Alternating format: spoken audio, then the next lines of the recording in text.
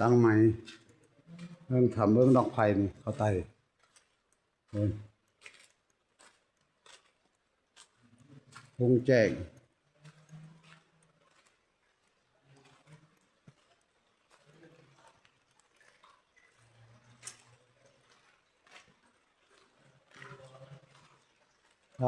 ครับพี่น้องครับพี่น้องครับผมขอมาท่องเที่ยวพี่น้ำออกน้ำล้นน้ำไหล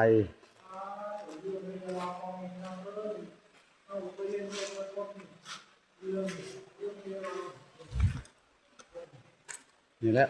ขอแรงท่องเที่ยวอันทำหลอดโอ้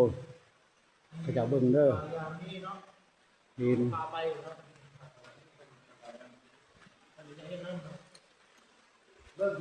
ครับพี่น้องครับเฮ้ยเบิ่งข้างหลังนี่ดิน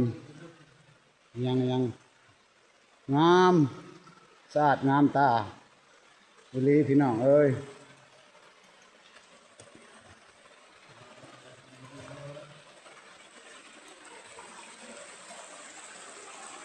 นี่แล้วเขาเอิญ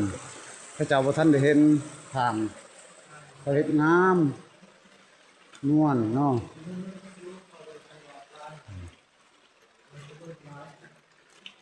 ดอกไผ่ทุกสิ่งทุกอย่างทุกบ่อนเลยมันพระเจ้าเฮ็ด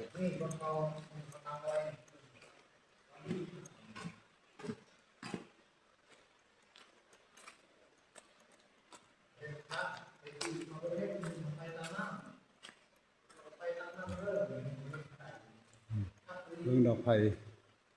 สะอาดงามตานี่แล้วขึ้นไปเบิ่งยังขอขเจ้าไว้อยู่นี่เนาะทุบเทียนแล้วยังบ่อนขบูชานี่เด้อเพิ่งหิน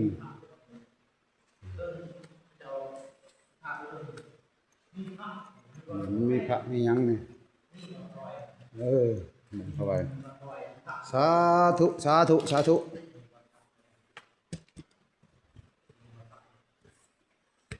พระเขาเคารพเขานับถือให้อยู่ดีมีแห่งเด้อ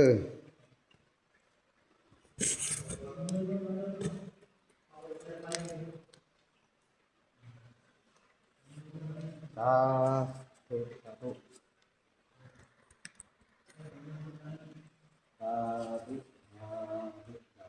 มีแห่งไปตลอดปลอดภัย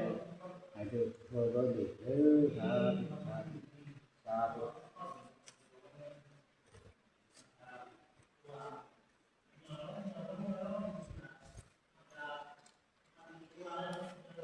เบิ่งเอาเด้อพี่น้องเด้อมวนบ่มวนก็เบิ่งเอาครับบ่ครับก็เบิ่งเอา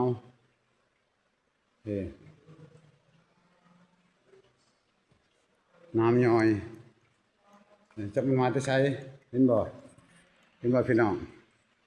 เห็นย่อยใช้ยังใส่ให้ใช้ยังนี่ม่วนเด้อ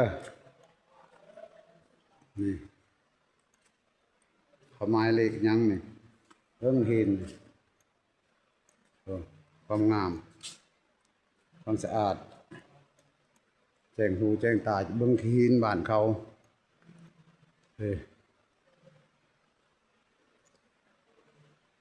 โอ้งามหงเฮืองอะไรเนาะ